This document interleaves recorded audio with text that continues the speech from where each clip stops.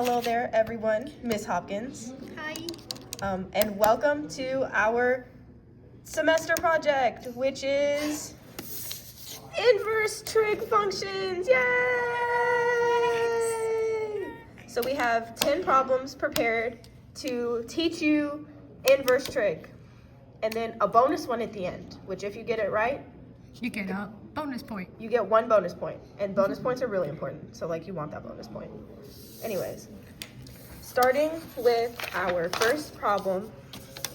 I did not think this through. Okay. Cut. Hello there. My name is Alex. And I'm Grace.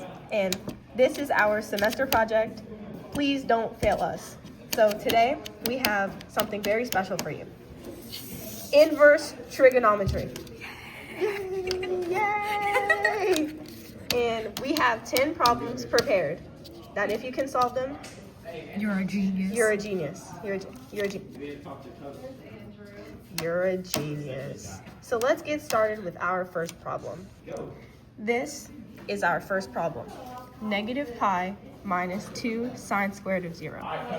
The first thing you have to do, sine to the inverse of sine 0. And so the first thing you have to do is you have to change the negative sign into a number. So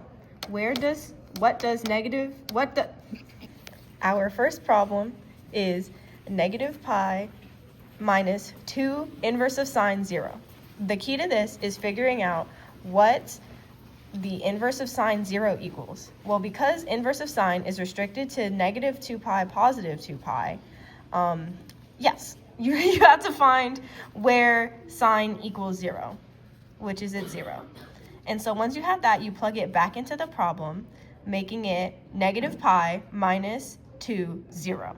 And then after that, you just multiply it out and then subtract. Negative pi minus or plus 0, it doesn't matter which one you put there. Your final answer, negative pi. Our next problem is negative 4 pi plus 2 tangent inverse, where are you going?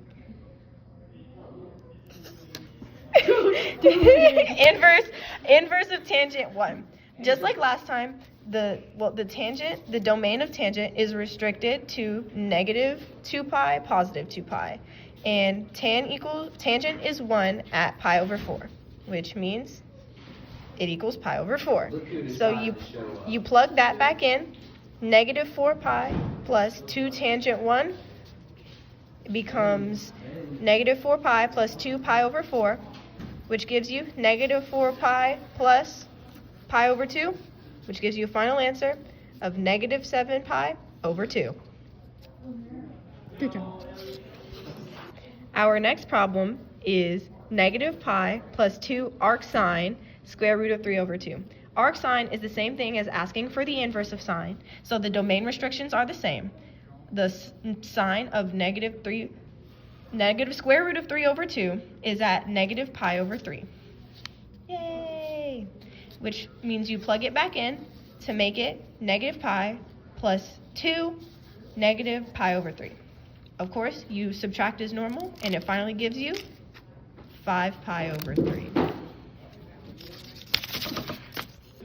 Our fourth problem is negative arc cosine of 1 minus 2 pi.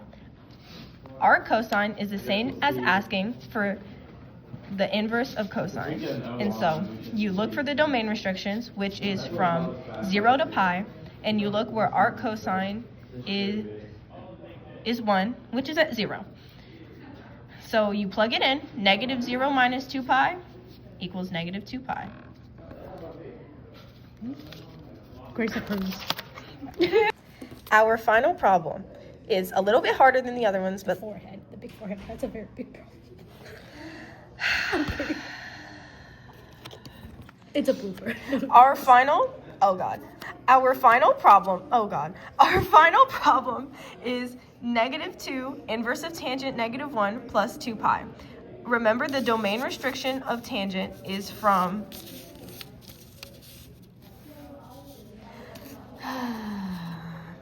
Remember, the domain restriction of tangent is from negative negative pi over 2 to regular pi over 2. So you look at that, and where tangent is negative 1, which is going to be negative pi over 4. Ah, my forehead. No, I'm just going to take a nap real quick.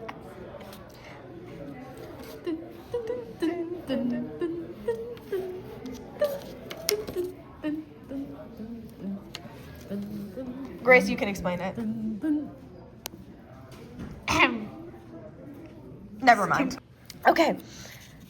You plug in the negative pi over 4, which gives you negative 2, negative pi over 4 plus 2 pi. You add as normal, and it gives you 5 pi over 2. Yay!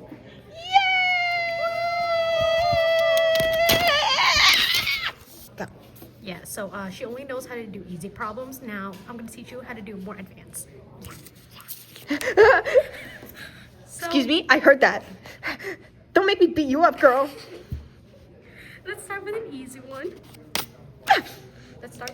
one. The inverse tangent of the inverse tangent of negative square root of 3. So we have a domain restriction.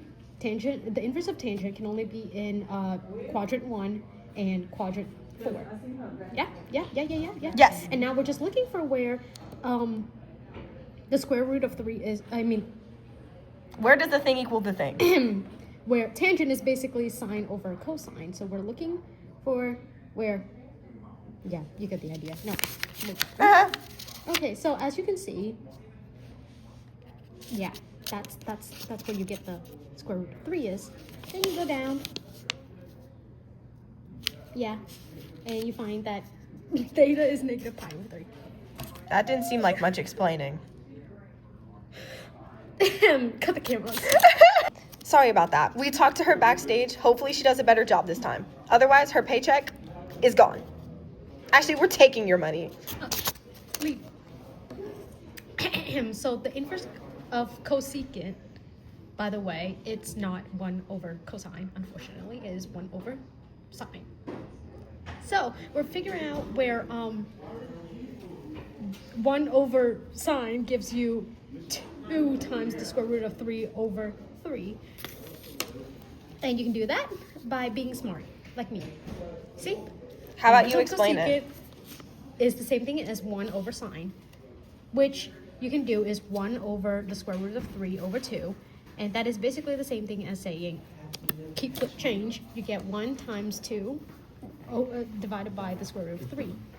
And you don't want the square root of 3 over there, right? So you're multiplying by square root of 3 over the square root of 3, which is the same thing as 1. And you simplify it, and you get 2 times the square root of 3 over 3. So that, what does that tell you? You need to find where sine is the square root of 3 over 2. And you find out, it's pi over 3. You're Can I get my fired. picture? Okay, no. Our next problem, since she clearly can't do regular math, we asked her to just find the domain and range. So y equals the tangent inverse of 3x. And you all know that domain is always all real numbers, or this gorgeous. Just explain the problem. And so the range is negative pi over 2 is less than y is less than pi over 2. And the reason for that is that tangent is undefined at these points. And that's the graph.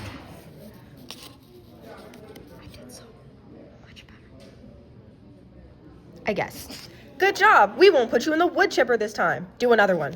Okay, so y equals the inverse tangent of secant pi. Can you move a little up? Yeah, that's the gorgeous graph over there. You see that? Yep. Mm-hmm. And so secant pi is the same thing as 1 over cosine. So essentially that's 1 divided by negative 1 equals negative 1. So you're finding out where cosine of theta. I mean, you already figured that out. Now you just plug it back in. Tangent, the inverse of tangent times negative 1. So where is... Me. Pardon me.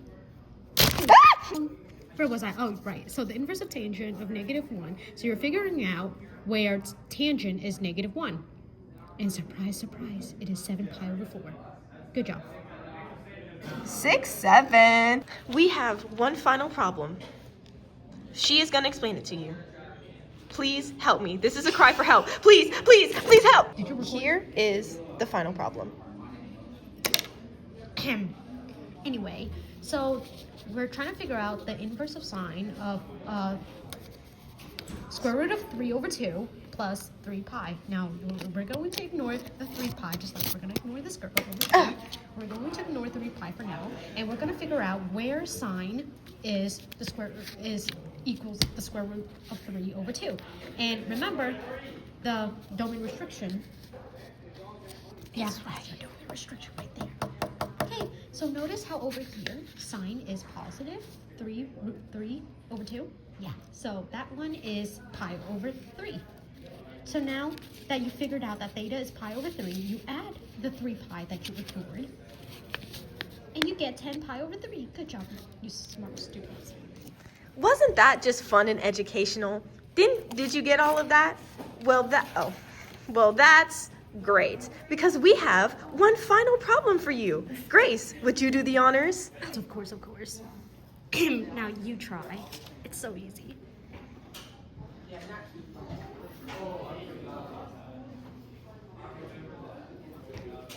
Bye-bye.